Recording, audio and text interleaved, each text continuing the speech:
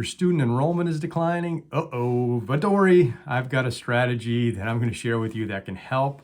I'm Mathew Georghiou, creator of TeachingSuperhero.com, where I share how educators can apply experiential learning and game-based learning to boost student engagement and make teaching easier.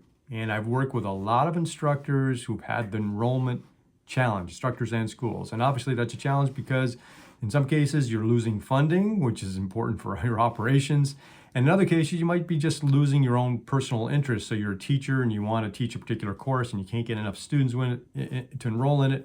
And now you can't teach your favorite course.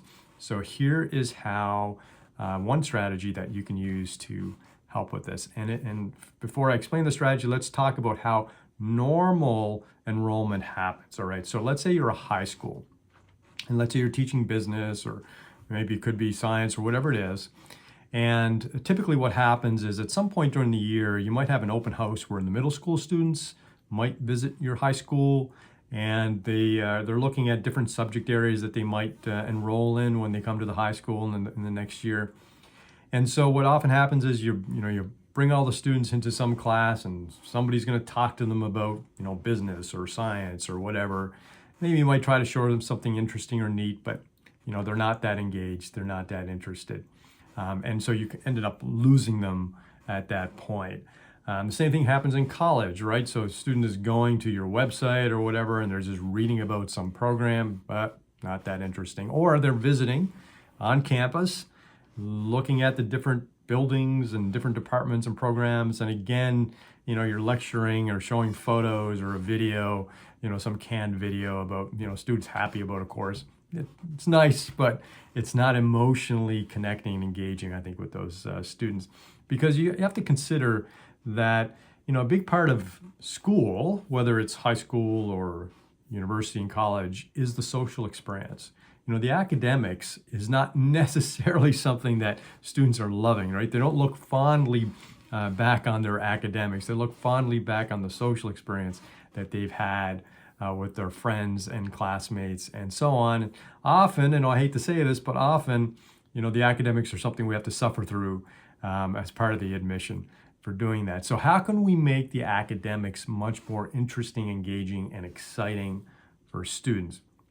And the way that a lot of instructors have done this is by playing a business game or a business simulation, although it doesn't have to be business. It could be personal finance, it could be science related, whatever. And I typically work mostly on the business entrepreneurship, personal finance side. But again, you can do this with any subject. So the premise is when the students come into your facility, you play a game. So you don't do a presentation or a lecture, you play a game. And it could be a simple game. Like in terms of business, it could be a lemonade stand or a kiosk simulation. And I'll include some links in the description below where you can find out more about that. It could be a science game, it could be a biology game, it could be some type of psychology game. So find a game or experience that you can play in a short period of time, which is the other challenge, of course, is typically in these meet and greets and these introductory events, you might only have 20 minutes, you might have 40 minutes. Typically, it's less than an hour for sure. So you need some experience that you can do very, very quickly. So a card game, for example, could be very quick. Some type of game show-like experience. And it's not that you're saying, our program is all going to be, gamified and game show-like. It's more giving students some interactivity, some engagement, some experiential learning, so that they feel as though, okay, I kind of get this. I can see this. I can see myself doing this, rather than, again, sitting and watching some canned video or a lecture or whatever it is. So find a game. And again, I've done this with many instructors, whether it's encouraging middle school students to enroll in certain high school programs, whether it's high school students being encouraged to enroll in university programs. And so that is one way you can do it. Now, you can expand this beyond. So I've also worked with a university, for example, who didn't just do it in a physical visit, but they actually ran a game over multiple weeks. So they recruited teachers. In this case, it was entrepreneurship business teachers. So they recruited these teachers in high school to put teams together, and then they would play an online game, head-to-head competitive, over several weeks. It didn't take a lot of effort because obviously, you only have a certain amount of time to do extracurricular activities.